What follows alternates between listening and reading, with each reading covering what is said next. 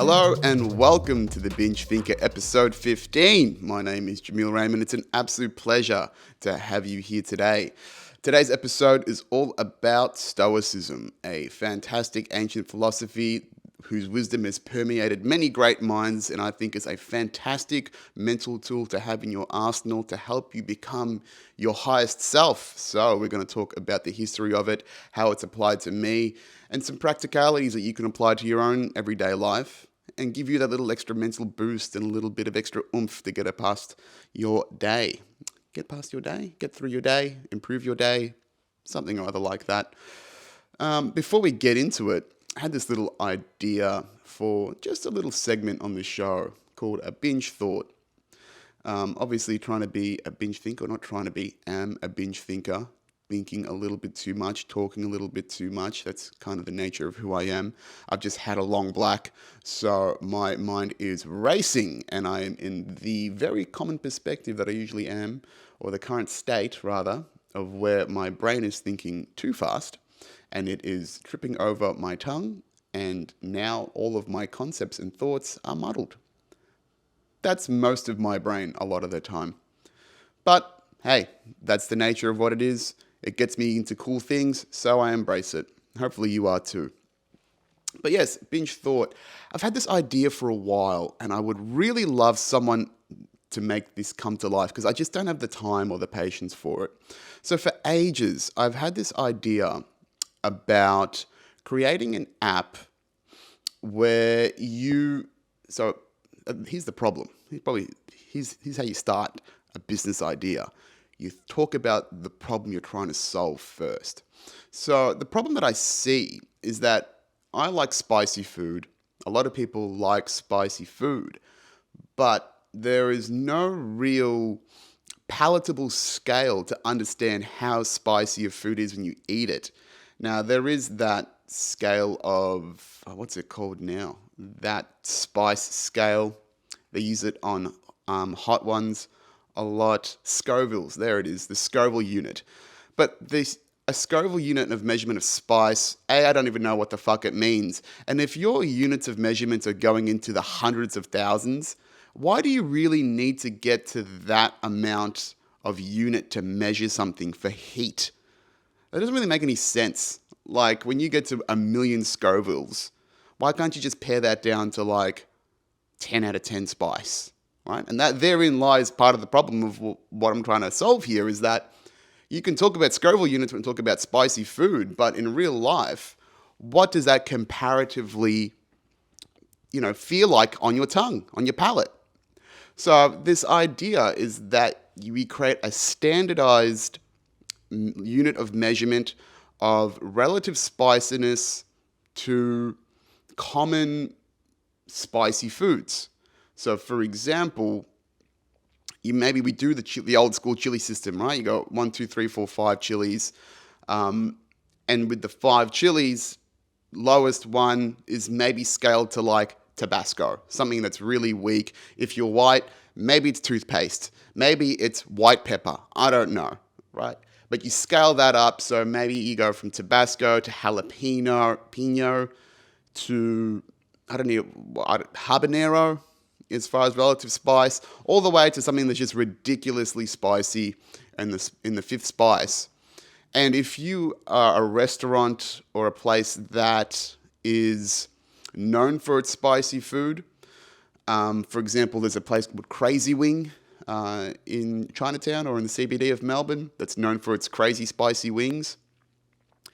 You submit your relative measurement to this app, and all the spice lords out there, all the people that really enjoy spicy food, can go, oof, I'm feeling like a real ring stinger, maybe a 3 to a 4 tonight. What restaurants can I go to? What cuisines can I have that can give me that spice kick? And you go to, I haven't even thought about a name for this app, to be honest. Spice Lords is a pretty cool one, but most app names are usually like simple, couple of syllable names. Like, for example, we brought Instagram down to Insta, Twitter, Facebook. They're all like short ideas. So, I don't know, Spicer, something like that, maybe is an idea for a name. But the idea is you get user-submitted content. It's like Yelp, but for spicy foods. You rate maybe the quality and the taste of the food and also how spicy it is. And then if you create this network of all these different restaurants and cuisines, you might go to try a new Thai restaurant and, you have that question. You go, what kind of spice do you want? Do you want white people spice, non-white people spice? And then you put that out there onto an app so people know what white people spicy is or what real spicy is. And then if you use that, you can have a good time. You're on a first date, you want to have a little bit of something, something with a little bit of kick, but you don't want to be that guy that's just flop sweating and blasting snot out of your nose because you've hit too hard on the spiciness. Although spicy food is really not the best choice for a first date. In general, you shouldn't really put yourself in that sort of personal physical risk. You're trying to portray the best parts of yourself and you're just going and just sniffing and hating yourself. It's probably not the best idea. How's that ASMR for you? A bit of delicious. Love that in your earbuds. But yes, if someone could create that app, you can have the idea, I want 10% equity, build it out. I'm sure it wouldn't be that complex to make. It'd be just some sort of database.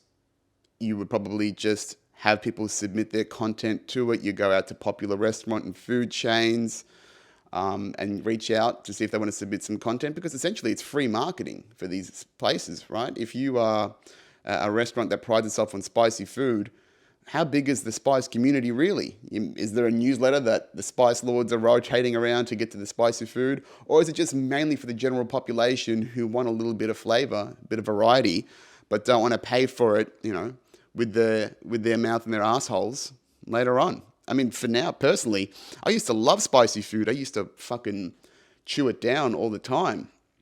But my stomach now can't handle it. My ass definitely can't fucking handle it anymore. It's not worth it. Every time I have spicy food, I walk around like a cowboy for 2 days. It's no good. So my mouth still likes it, but everything below the throat, no bueno. I think that's one of the practicalities of getting old, and probably more sensible. A couple of years ago, probably a few years ago now, I went to one of those chili festivals that was at Flemington Racecourse, or whatever it was, Flemington Gardens, whatever, and bought one of those ridiculously spicy bottles. It was like a tiny, like Tabasco style bottle. It had like 12 out of 10 chilies on it, and literally like 2 drops of it in anything, you could just fucking feel it. And like even just putting like a drop of oil on like a tiny cracker and just testing it was insane. And it's just so impractical. Like you may as well just fucking put a hot knife on your tongue. Like why do we enjoy that so much? I'm pretty sure that capsaicin, which is the active ingredient, or capsaicin, I don't know, someone will correct me, was developed by plants to prevent certain animals from eating it. That's what I vaguely remember capsaicin, or whatever it is, capsaicin, actually being developed for. So things like birds, I think maybe lizards or some other smaller creatures don't have these spice receptors, so they can eat the seeds and then they can turn that and germinate them and help those plants propagate, whatever, but maybe not humans. But lo and behold, our dumb monkey brains evolved to go, hey, this pain's not too bad. And here we are, flop sweating on YouTube for likes and shares, and people having a good old time getting spicy. So if anyone can make this app idea happen, if you're interested, please reach out. I'm not going to be too involved in the process. I want 10% equity at a minimum, though. But I'll help you build out the concept. But, any IT nerds out there, any people that like building software platforms and all that sort of shit, give it a shot. I reckon there is a real potential for something useful like that in the market. Just got to test it. I know, because I know there's like A while ago, I was tempted by the idea of building an app because there's a lot of infrastructure as code, and there's all these application building platforms that are out there in the market. Very similar to like building a website. They're all just modular, pre-coded blocks of objects that you sort of stick together, create a workflow around, and then you can potentially publish your own application through instead of having to code it all yourself. But I'm not prepared to be that kind of nerd, right? I'm a little bit nerdy, and that's fine, but I don't want to get to that level. One of the things that I do in my role in sales is I let the technical people talk. I say, let the propeller head speak, which is the technical and engineering side of an organization. If you work in IT, the nerds, the real nerds, the basement dwellers, you let them talk and make sure that it fits all the technical requirements. And then I sit at the executive level. So I, give the smiles and handshakes to the executives, the decision makers, the heads of IT, the CEOs, the COOs, whatever, and I make them happy because I talk about the business and the strategic value of the solution. And then if all the boring technical bits and bobs all integrate and work, that's a solution, baby. You're a good way to hit a big strategic sale. So a little useful tip if you're in the sales game. Let the propeller heads talk, let the technical people speak technical, and then manage the business value on top. That's how I operate. So let's get on to Stoicism. Now, Stoic philosophy, what is it? So the Stoic philosophy, as far as I've researched, is an ancient philosophy. And when we say ancient, the origins of Stoicism came around, I think, like 50 BC. Or is that Asterix the comic? Something like that. It's around that 1 to 200 AD part. So it's been around a long fucking time. It's commonly attributed to three major philosophers within Stoicism. That would be, number one would be Marcus Aurelius, the other one would be Seneca, and the third would be Epictetus. Now, Marcus Aurelius was actually an emperor of Rome from about 160 AD. So this guy was a powerful man, a powerful figure during the Roman Empire. And was it around the peak of the Roman Empire? I'm not too sure, but it was quite strong.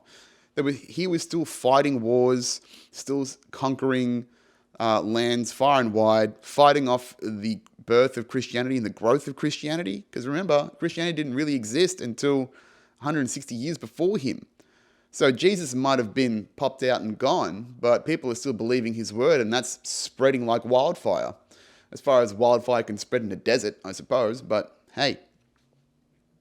So Marcus Aurelius, this guy, has the time and the capability to reflect upon his own life in the midst of ruling one of the biggest empires in the world. And he's put those learnings into a book called Meditations, which has been translated and still exists today, and is probably known as the focal point of Stoicism when it comes to the books, the learnings, etc. Now, Marcus isn't the only person that sort of embodied the Stoic philosophy. There was also two others. So Seneca was a Spanish writer that was born actually, I think, before Marcus. So actually, I don't really know how they got connected, but maybe it was just the style and the prose that they put together that sort of linked them together. But Seneca was a Spanish writer who was the son of another well-known writer. I think Seneca the Elder was his dad. I don't know if he was called Seneca Jr., Seneca II, Mini Seneca. I don't know. But he was known for writing these long, expansive letters, and within those letters had some of the Stoic philosophy that has been made popular today.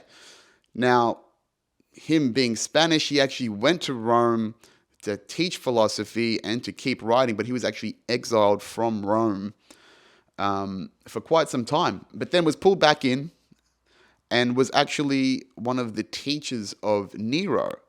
If you don't know who Nero is, he's one of the most notorious emperors of Rome. I don't know if he would be like He would be like one of those crazy dictators that are in like the Eastern Bloc that are just doing weird shit all the time.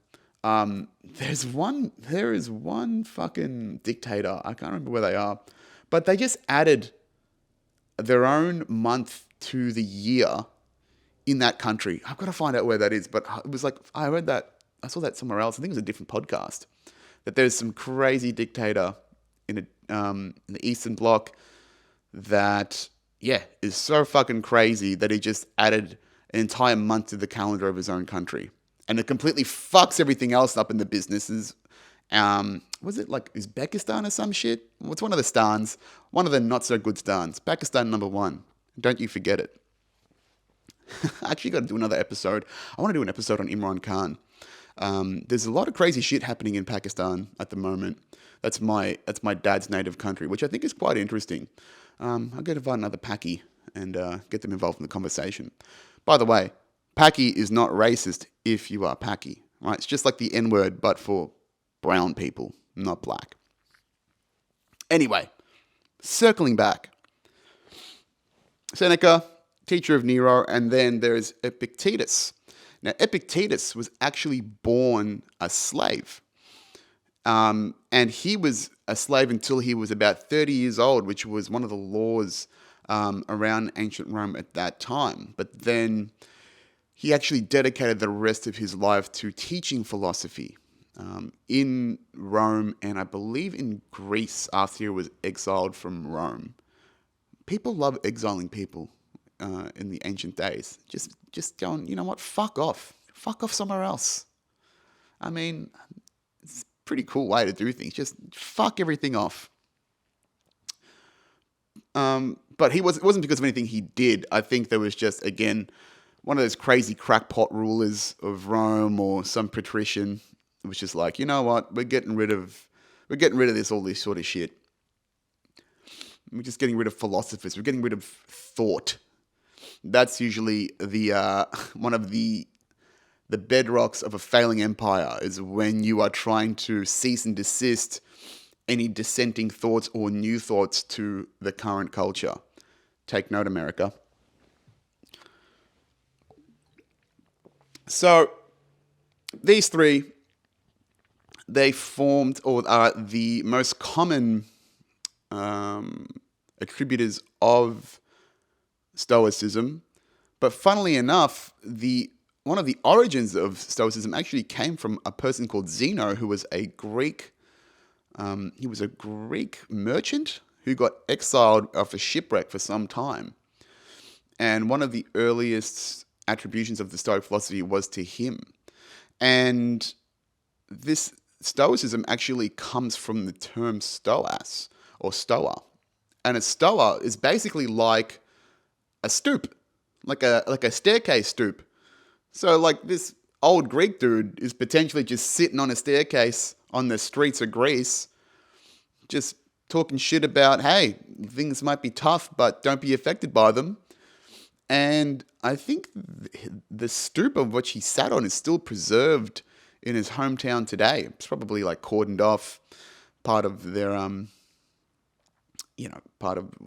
reserves or historical reserves, things that we do here in the country as well. So those are the three main Stoics plus Zeno or Zeno. I don't know. I mean, actually, if it was Greek and it was a letter X, wouldn't it be Cheno? I don't know. I don't speak Greek anymore. But so why is Stoicism so important? So one of the things I love about Stoicism is that it is, it's one of the things that, how do I put this? I notice the power of wisdom and truth. And great wisdom, particularly ancient wisdom, is so potent in its observation and its truth that the fact that information can permeate through time and be passed on as wisdom. It is wisdom.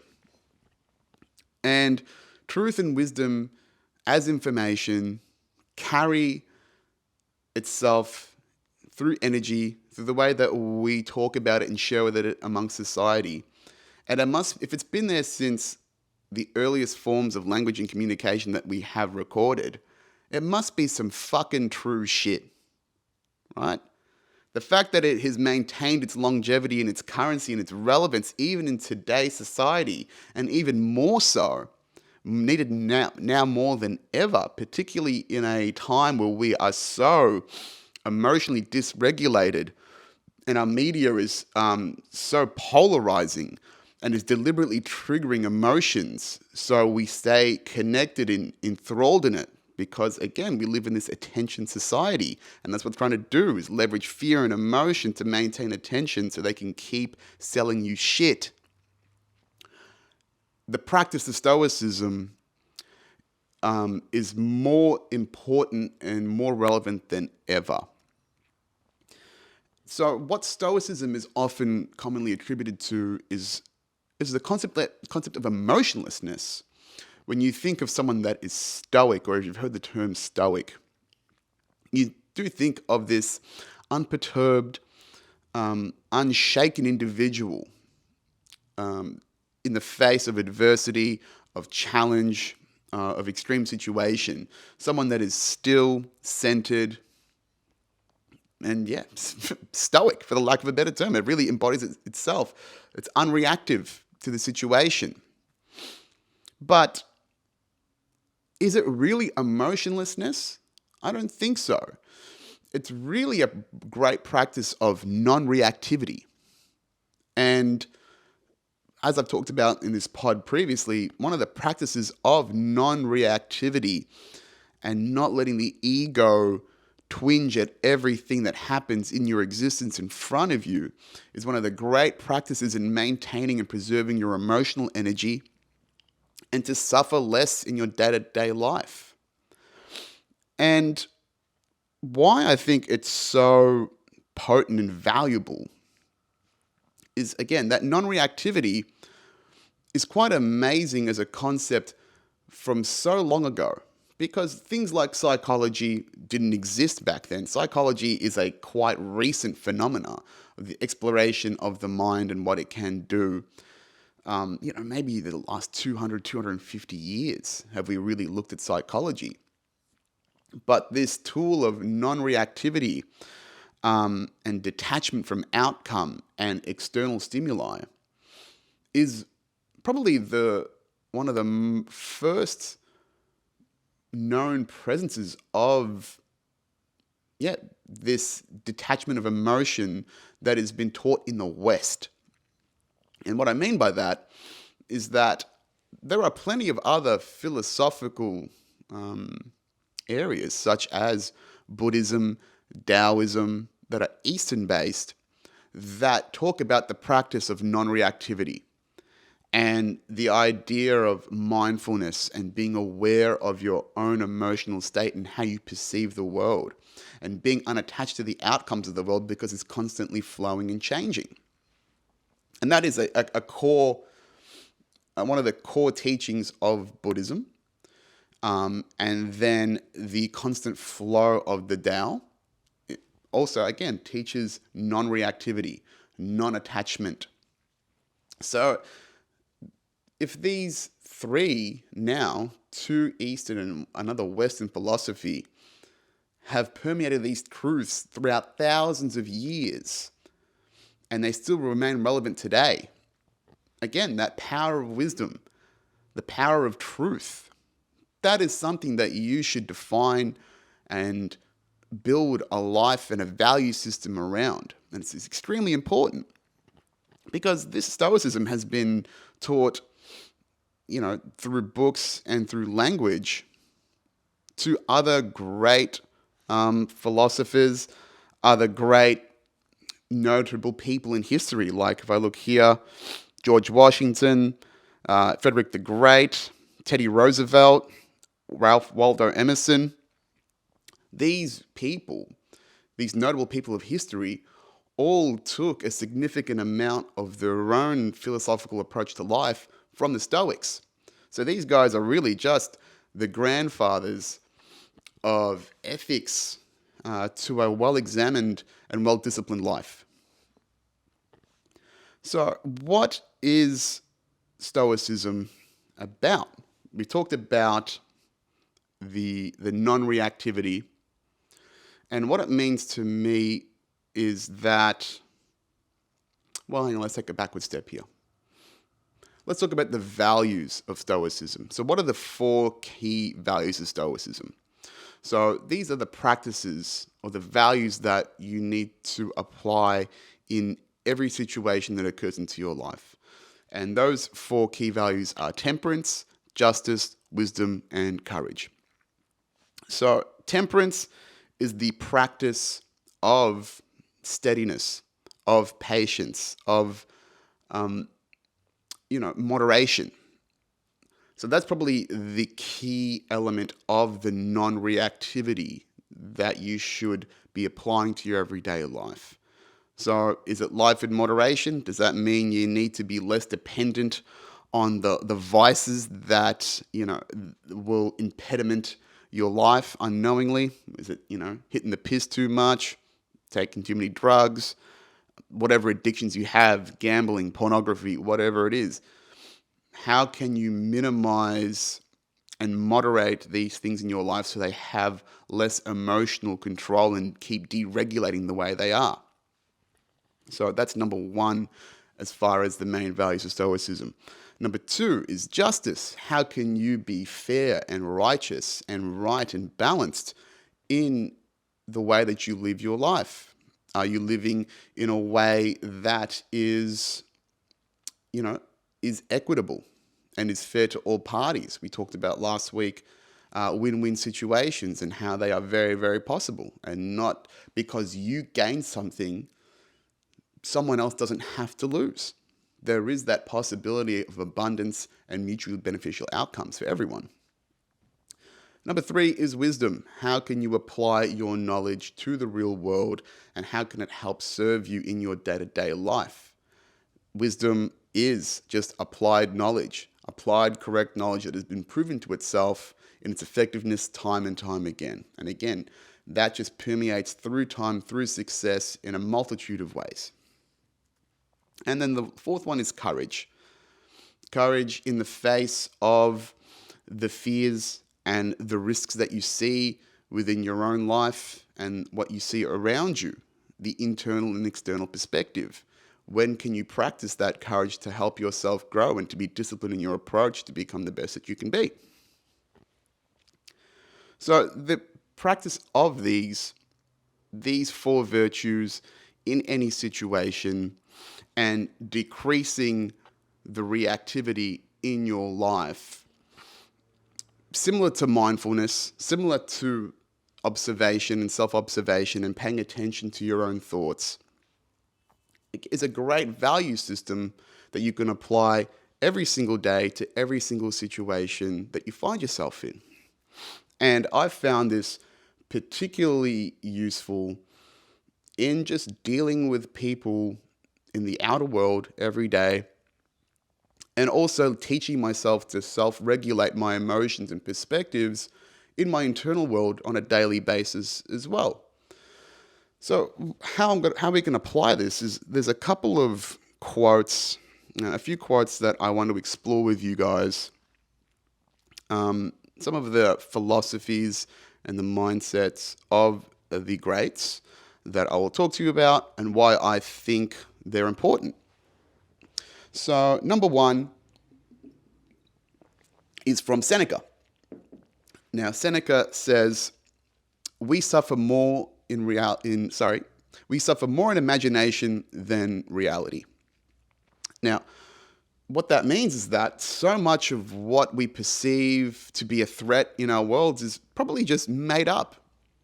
How many times have you found yourself worrying about situations that you cannot control or are just completely made up? How many times do you let your mind wander about what could go wrong in your life in a particular situation with someone? Oh, I could have said this better. Oh, what could happen to me if this situation gets worse? And we play these what ifs in our head over and over and over again. And those are just one of the multitude of possibilities a situation in your life can go.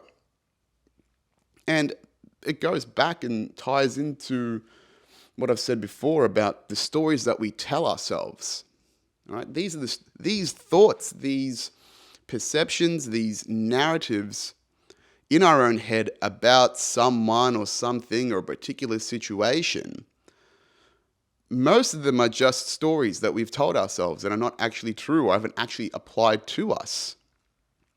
More often than not, these stories are the perceptions of others and how they perceive us to be in a current situation, or we are scared of the consequence that a particular situation or an event has happened in our lives. And usually that story that we tell ourselves, if it is negative, again, is just our egos. It's our egos casting aspersions out in front of us to protect us from what it perceives to be a threat. What that threat is in our lives is actually entirely up to you and what's traumatized you and what has been created as a fear and been programmed into your mind as that's whatever is wrong. So, for example, that suffering more in imagination than reality, how is that applied to me? This podcast, quite honestly, is a great example of me applying this philosophy into my everyday life. Putting myself out on media, putting myself out on podcasts, on video. I was fighting and still do fight these doubts and aspersions of what the fuck is this guy doing? What the fuck is this guy talking about? He's an idiot. And worrying about what other people would think of me. And just the absolute worst. The absolute worst. Like I would just get, bombarded with negative feedback. Like, what the fuck are you talking about, mate? What is this weird shit about the spirits and higher power are you talking about? So that's the way that the ego throws these sufferings in front of us to protect us from what it perceives to be harmful, but is in reality not. Putting myself out here on a podcast is not harmful at all. It's infinitesimal to the entire scope of life. The worst thing that people could do is not listen to this. And that's not a big fucking deal, because if there is no negative impact, the lack of attention doesn't mean anything is actually going to happen negatively to me. So, but that doesn't go away. It never goes away. Or maybe it wouldn't never go away, but it definitely still comes every time I take another step forward in advancing my true self, sharing my thoughts out with the world. And it hits me with almost every decision that I make when it comes to putting myself out there creatively.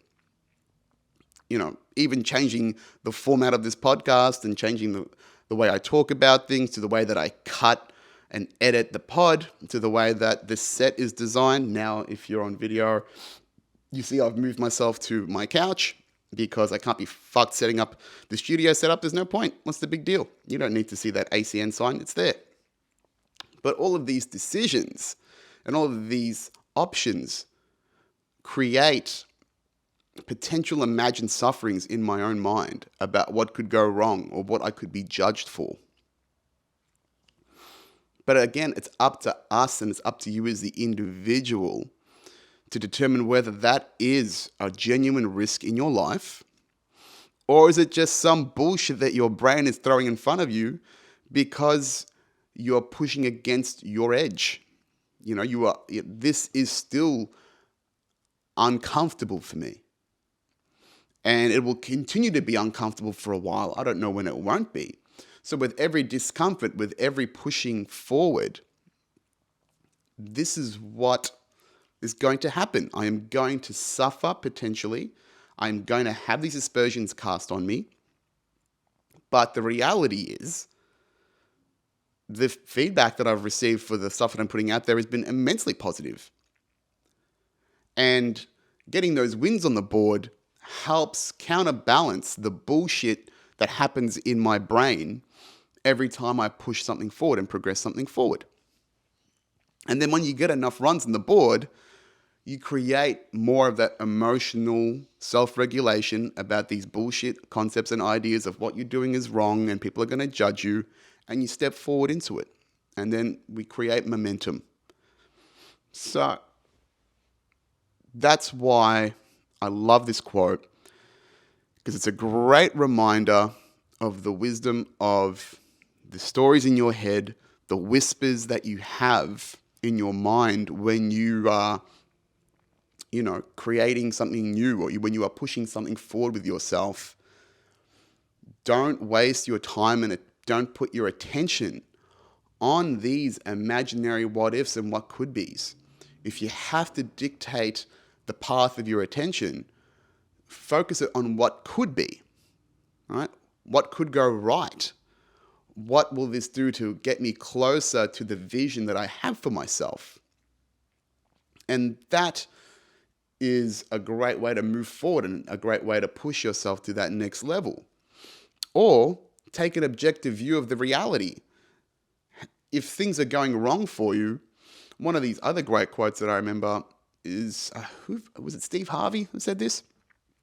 Is that you have survived 100% of your bad days.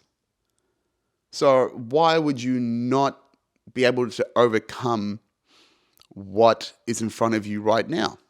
And what is the reality of you overcoming the challenge in your life? It's pretty high. It's pretty fucking high. It's a step forward. But again, I understand why it can be tough to do that. I've been paralyzed by fear many, many times.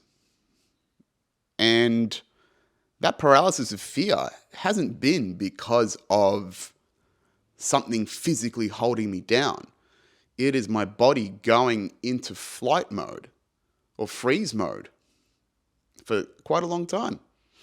I've said this before, say it again. This podcast is a new concept for me. I've been thinking about putting myself out there for years, but I was afraid, paralyzed, creating excuses, reasons why I couldn't. And that was not because of anything that was put in front of me as an obstacle by others. That was the obstacle that I had created in myself because of the bullshit that I have believed about myself through a lack of worth or a lack of capability, or the idea that people don't want to listen to me. Now, I've tended to prove myself wrong, which is great, but that story doesn't dissipate. It doesn't just go away. So there are levels of paralysis that apply to me in the way that I move forward every single day.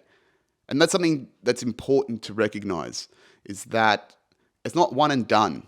You are constantly changing that script, and that story will keep coming and coming, but reduce over time the more that you practice stepping forward into the reality of what's possible and focusing on the positive outcome as opposed to being paralyzed by what you think could go wrong. So yeah, suffering more in imagination than reality.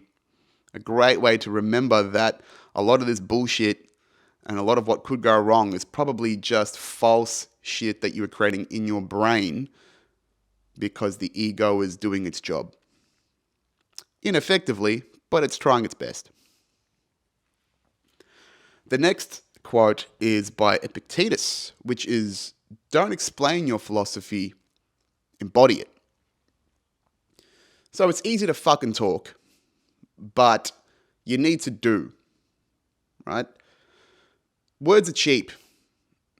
I've spent many years and talked a lot of shit in those many years and did nothing with them.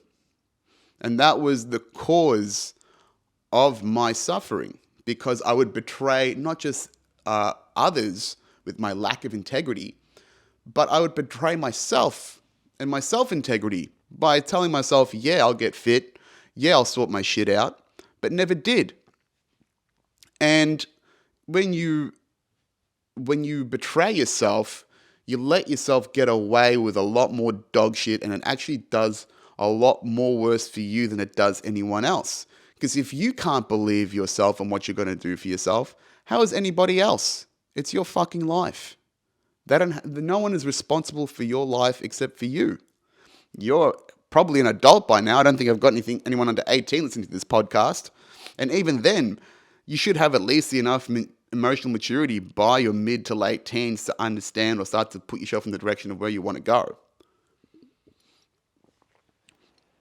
So, embodiment of your belief system, of your value system, is a powerful and potent way to be unperturbed by the world and what it's going to throw at you.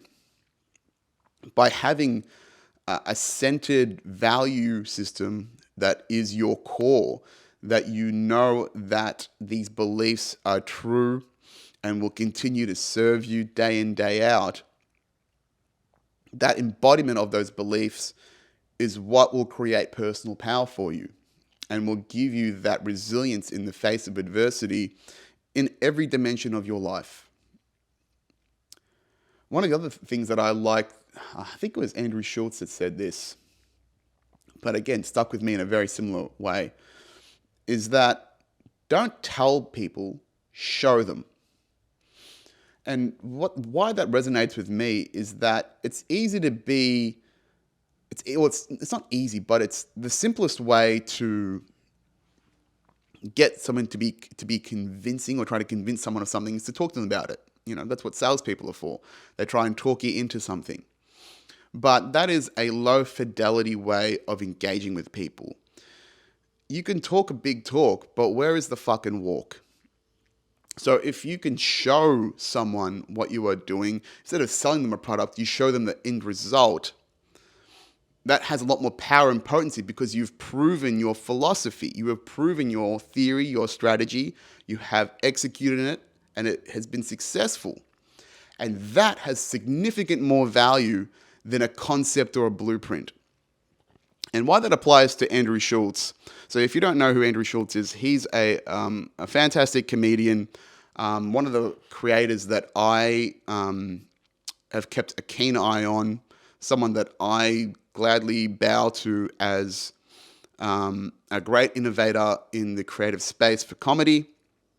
He's got a massive podcast. He's doing killer tours all over the US.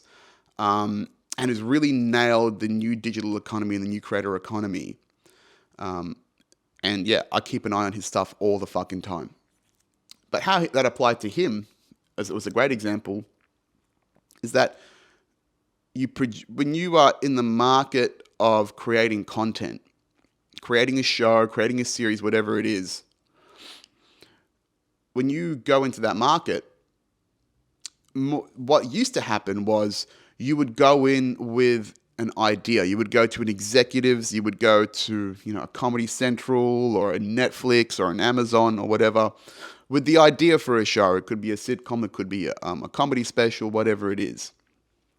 But if you go in with just a concept, there's a lot more risk involved in that engagement because you haven't realized the outcome of what it could be.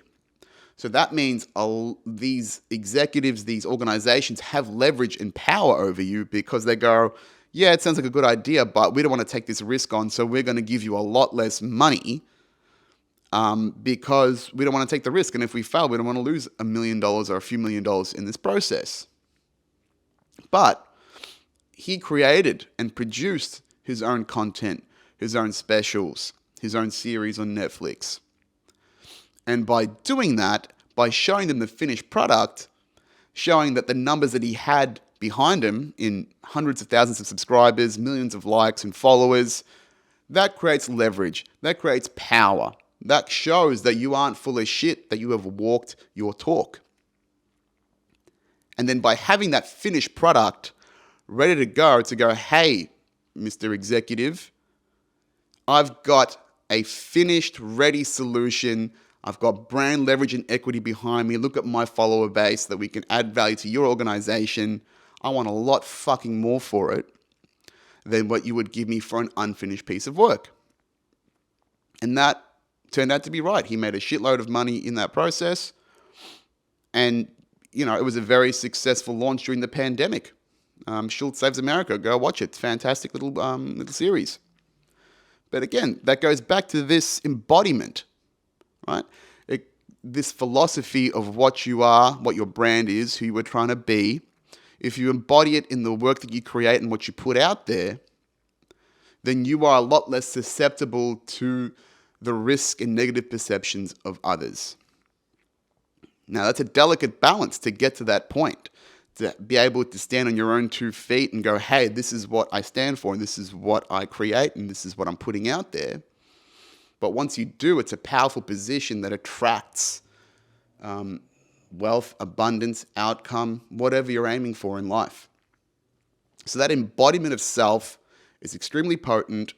It's a constant evolution from where I'm at by putting out content, creating it, creating an organization with its own vision and values that are aligned to me and my own philosophies. But in time, by staying steadfast to that philosophy and to these values, it will create a significant amount of value in the market because people love to stand for something. They love to align themselves to great things. And people are attracted to power. So if this continues to grow with the embodiment that has been applied to it, anything you create will be a force of nature and people will be attracted to it just naturally. So don't explain your philosophy, embody it. Number 3, you become what you give your attention to. If you yourself don't choose what thoughts and images you expose yourself to, someone else will. This is by Epictetus again. Now, keep in mind, that's another fantastic parallel with mindfulness, right? Choosing your thoughts, choosing where your attention goes. The power of attention. People on opposite sides of the planet, right? The Stoics, the Buddhists, they both had the same idea. Focus on where your attention goes. Focus on where your energy goes. And make sure that you leverage your attention and choose the things that feed your mind and your soul through the messaging, through the imagery, through what people are communicating to you in your world. And if you don't maintain control over that, then you are susceptible to the bullshit of others who are probably trying to approach you with their own intentions for their own self-gain, as most people are. Again, it's another great practice of embodiment and self-tenacity. That if you do not choose the way that you put your attention, your time, your energy, you will not formulate your identity and what you are achieving and striving to be. So if you do not have control over the imagery, for example, what are those time sinks we have in our day? I talked about in a previous episode about changing your social media feed to be positive and reinforcing. So if you do end up trying to get that dopamine hit and that time and, sinking your time and energy into that fucking device, which I still do, and I'm still not great at it, but I still do it, at least it's reinforcing positive messages. So it's almost creating a safety net of positivity by leveraging and designing your environment and the people around you that feed you energy and information to work for your best benefit. And if they're talking about this 2,000 fucking years ago, you best believe it's just as relevant now when they didn't have an absolute blast and bevy of information all around us with the internet and on the breadth of media and the interruption of your fucking attention with advertising and products and all that shit. So, again, this is why it's so particularly important to practice, again, the values, temperance, patience, moderation, and making sure you give yourself the best opportunity to thrive in an incredibly noisy world. And then number 4, which is my favorite quote. This one's by Marcus Aurelius. The impediment to action is the action. Is that right? No. The impediment to action advances action. What gets in the way becomes the way. Now, this is a great way of, how would you put this? This quote means a lot to me because it is the best way to approach obstacles and challenges in your life. Actually, how I remember this quote is, it's a great quote by Ryan Holiday, who was one of the modern stewards of Stoicism, which is, the obstacle is the way.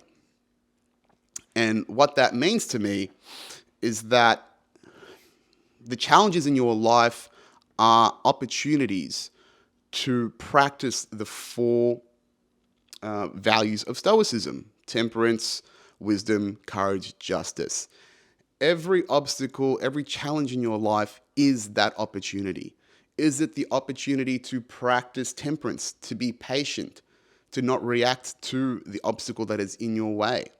Is it an opportunity to practice justice, to be fair to the people around you, and to create equitable outcomes?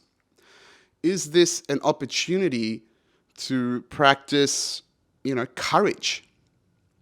Is this an opportunity to practice wisdom? What have I've learned? What have I applied in this situation in the past that can serve me now?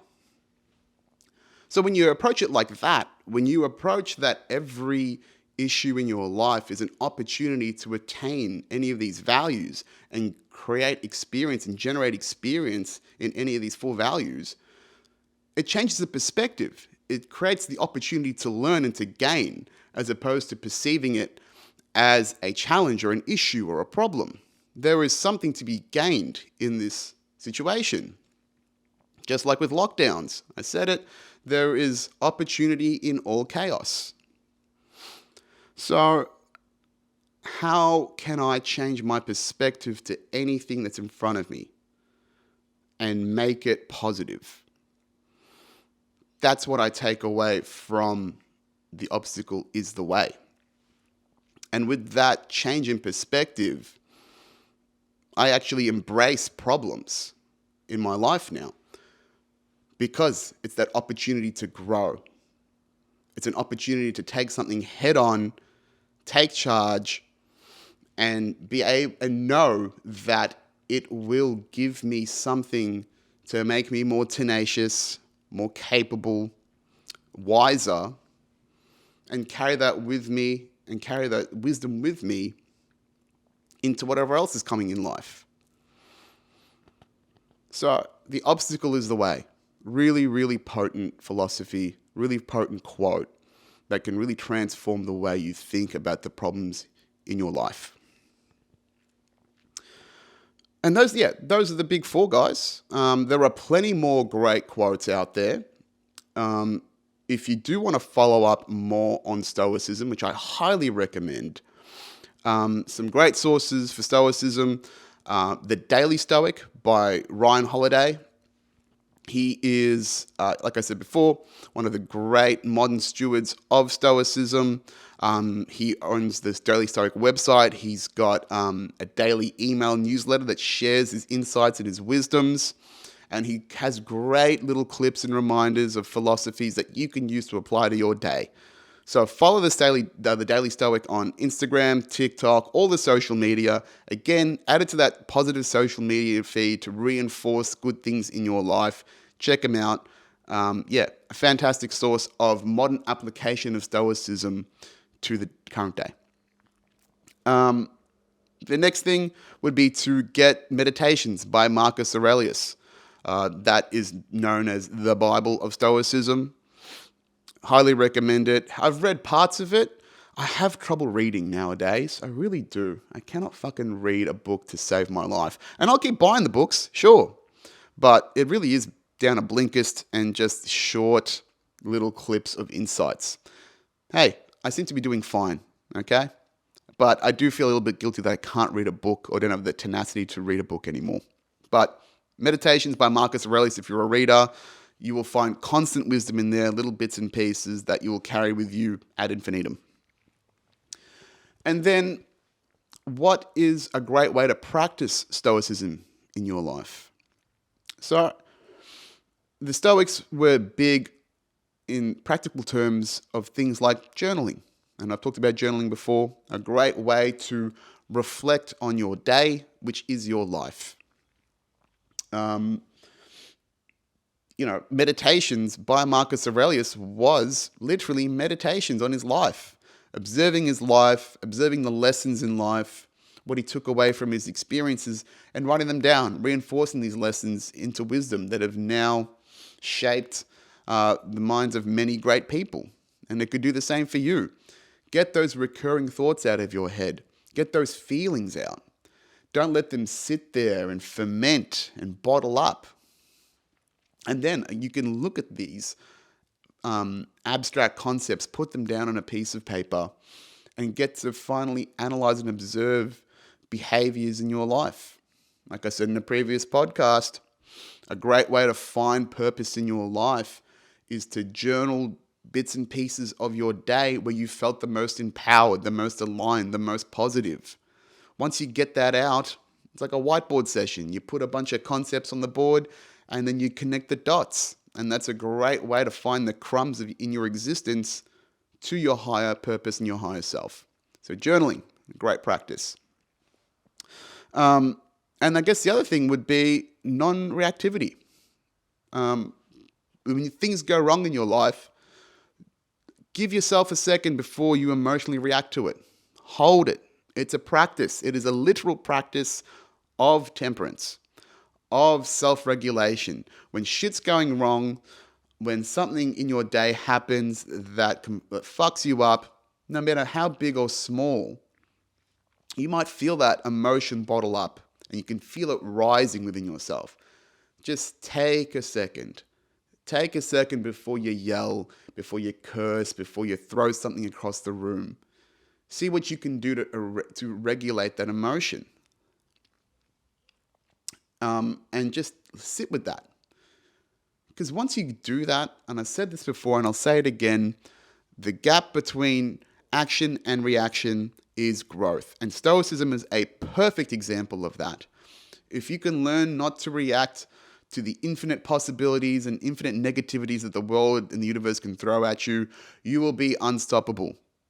The practice of being still, strong, and centered in a chaotic world is what gives you inner peace, as you know your philosophy and your values will drive you through the bullshit of what's thrown your way. But that means being less susceptible to the bullshit that is thrown at you by not being reactive. There's another great quote that sort of reminds me of the situation, and I'm probably going to butcher this. I think it's Marcus Aurelius, and it's like you always have the option of having no opinion. And that's very valid to this too. Maybe take some time to formulate an opinion and to go, it's okay not to have an opinion about this until I've thought about it properly. Not enough fucking people do that in today's society. Just look at social media. All of the bullshit in the comments section of social media is just reactivity. How often do you see a well thought out opinion or perspective? Because they haven't taken the time to self-regulate and not have an opinion or not have the first dumb thing that comes out of their brain get thrown onto the internet. So the practice of non-reactivity, the conscious practice of regulating your thoughts and reactions to life is a Stoic virtue and a Stoic practice. It has helped me immensely to fight off the bullshit of creating something new and unique. Right? I am constantly bombarded with ideas and perspectives and challenges and the fear of other people judging what I'm doing, particularly with Aussie Comedy Network, because I have the potential to affect so many people's lives. And that's something I take very seriously. And when I say I can affect people's lives, like I'm trying to help build careers and rise the tide. And rising the tide of everyone around me means that there is a risk that things could go wrong, and that therefore I'm having a breadth of impact in their life. And my concern about their judgment of what I'm going to do to them or what they perceive me to be as a potential threat means that every time I take a step forward into creating something new and different, I'm always concerned about the judgments of others in my life. But by being stoic and taking the time to not react and remember my intention and come back to the embodiment of what I'm trying to achieve with Aussie Comedy Network, which is to create growth and positivity and spread joy and positively impact others and create a great legacy, the power of that negativity and that perception of judgment lessens. It weakens, and it gives me the courage to step forward into something new and different. So that's, again, another fantastic way that this philosophy helps shape how I move into the world, how I embody who I am.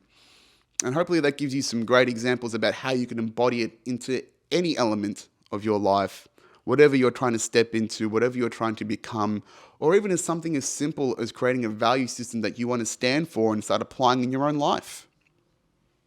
So, hopefully, there should be plenty in there for you to understand why Stoicism is an important tool in your mental arsenal. If you've got any questions about how it applies to me, please reach out.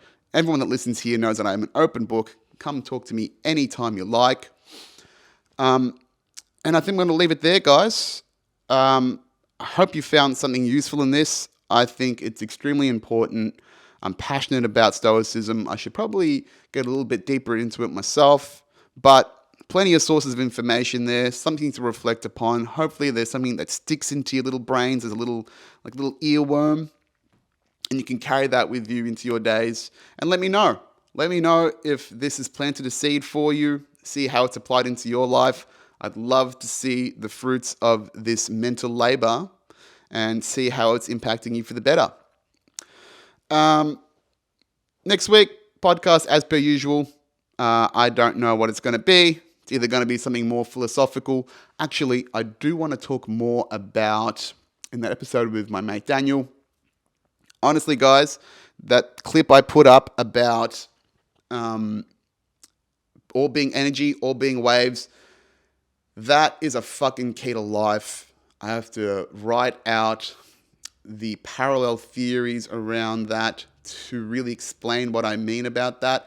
That's going to be some woo-woo shit, but it is a fucking key to life. You are sleeping if you do not understand and embody this in whatever practice of life you're going through. So that will come very, very soon.